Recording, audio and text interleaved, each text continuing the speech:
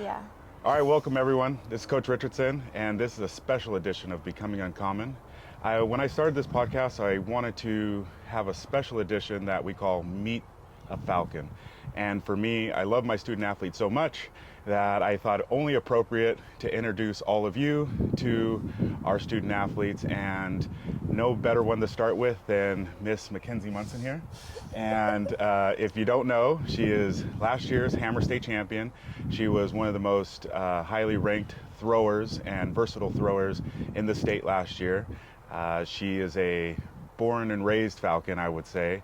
But this is an opportunity to get a chance to meet her, hear a little bit about her story, and ultimately put you in a situation to where you get to follow her journey as she embarks on her second year here at Cerritos. And from what I know, she has big goals. So, Miss Monson, how are you? Hello. I'm doing great. Good. I'm glad to be on your podcast. Yeah. No, I'm glad to have you. So, okay, how'd you start out? What high school did you go to? How'd you get into sports in general? And Well, I'm an only child, so I think my parents, they put me into track and field and soccer, kind of just to socialize me, to get me out and not have that only child syndrome. And then, I started off doing club track, and one of the team members recommended to go to Coach Higgins for extra help. And I kind of just showed up when I could, and I learned a lot from Higgins, and went to South Torrance High School, and I have 2 records there. And I loved my high school career. I didn't get a freshman year really, and I didn't really get a senior year because of injuries, but I made the most of it still. Yeah. When you said you did other sports, what other sports did you do?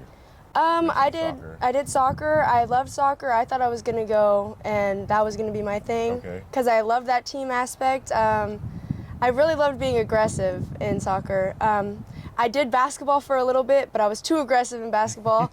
I would be fouling everybody, so had to take me out of that. Couldn't shoot anything, whatever, it's fine.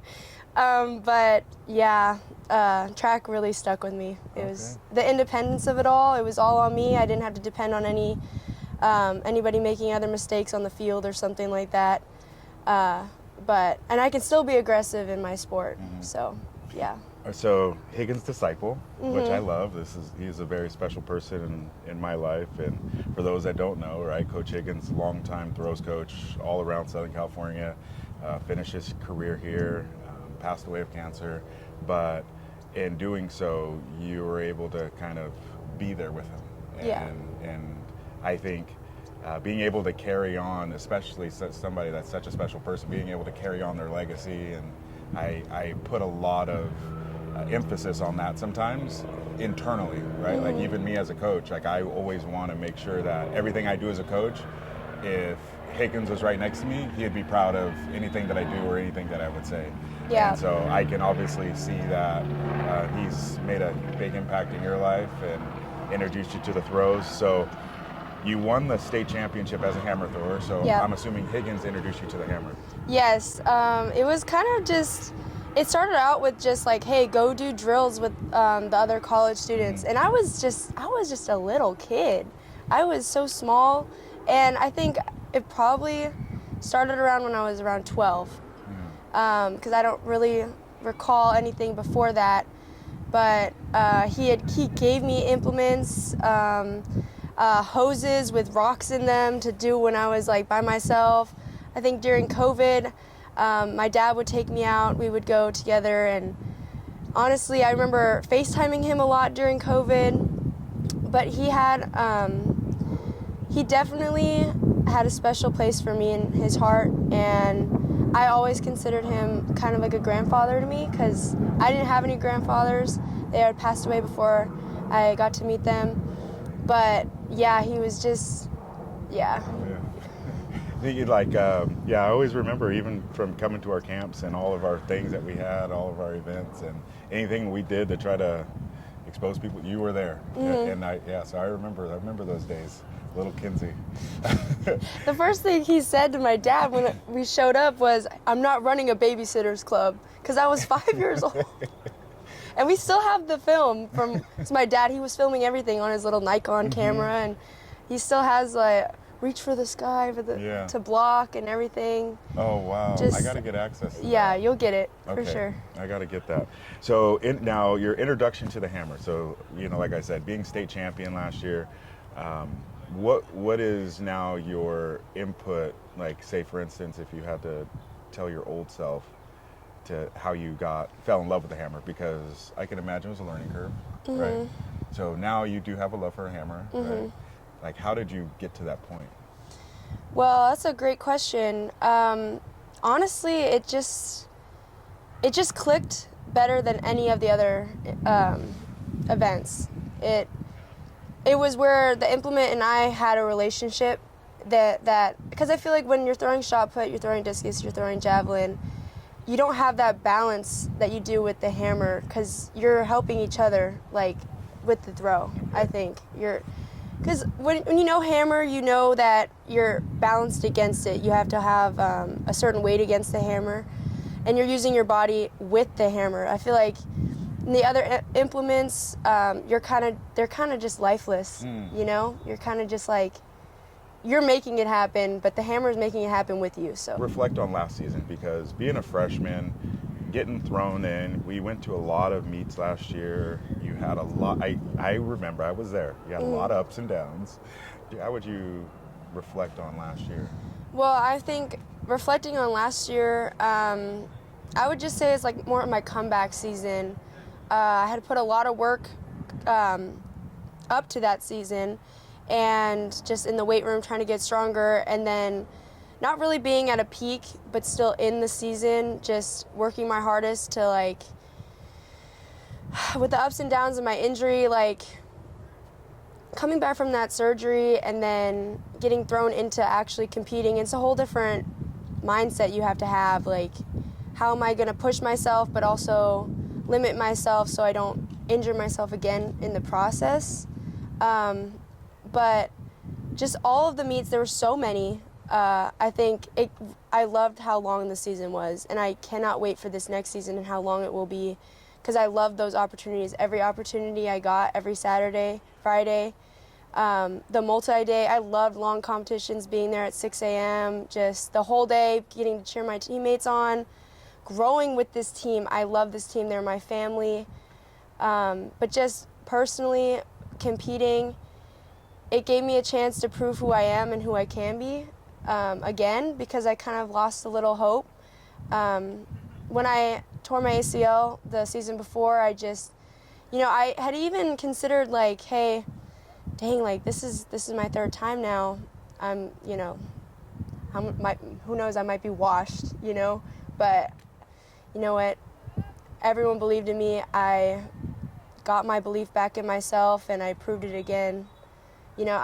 Winning the Hammer State Championship, it proved something to me. So I have a lot to prove this season as well. All right, that's exciting. So again, going into this season, what are some of your goals? What do you want to like? What are some things that you would say this was a successful season? If what are some boxes you want to check off?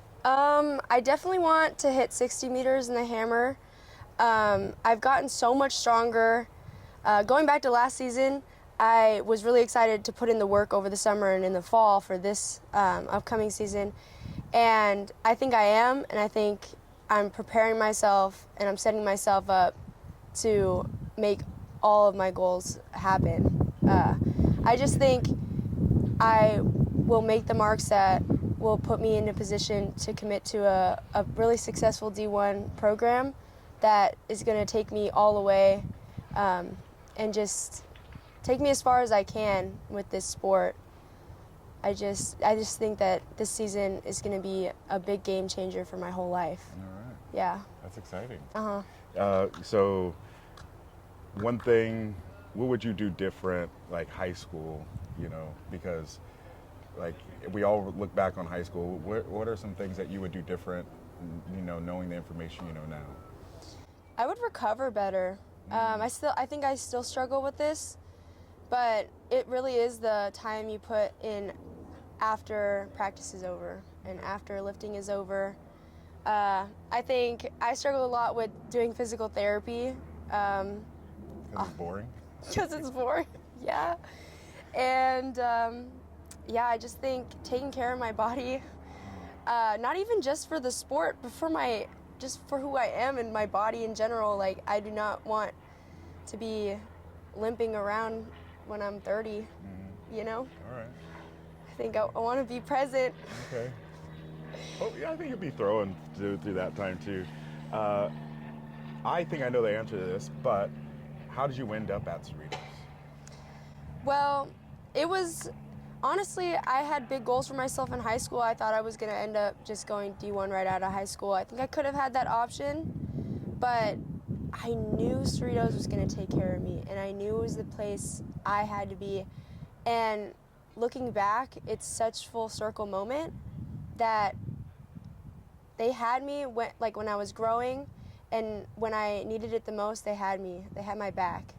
And I think coming back to Cerritos after that injury, it was just where I needed to be. It was where there were going to be people who believed in me, and I could grow with myself.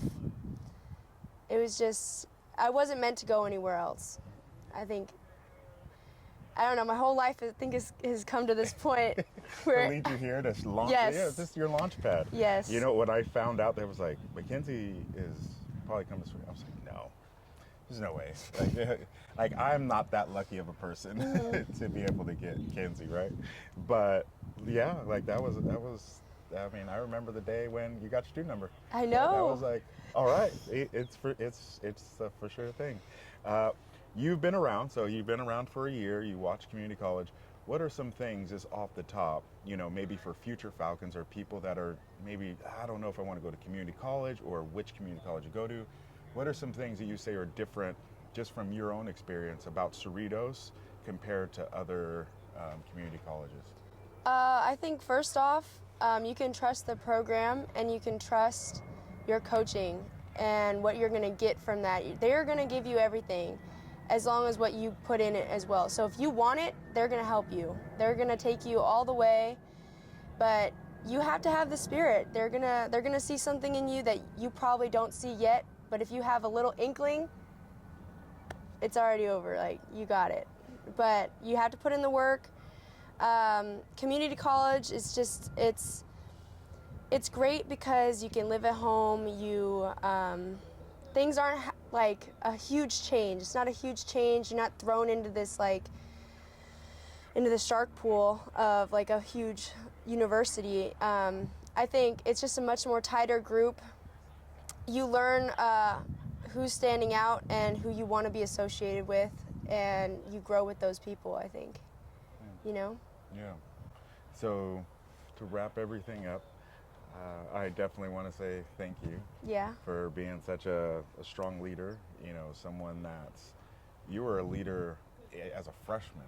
You were somebody that, not just a vocal leader, somebody that was, you know, helping and guiding and mentoring your fellow student athletes, but someone that led by example. Like, I'm working hard. I'm rehabbing, training, and learning new techniques and new methods about how to become a better athlete. Up to this point, to be able to watch you grow, it's been a lot of fun. So, yeah. I know. Thank you so much for having me on the podcast. I've been watching good. from the sidelines. Good.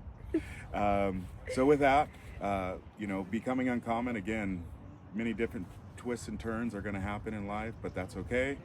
There's always going to be a silver lining, and if you surround yourself with good people and you have a positive attitude, it doesn't mean that everything's going to be perfect, but as long as you believe in yourself and you work hard, things are going to work out. So other than that, be uncommon. Thanks. Be uncommon.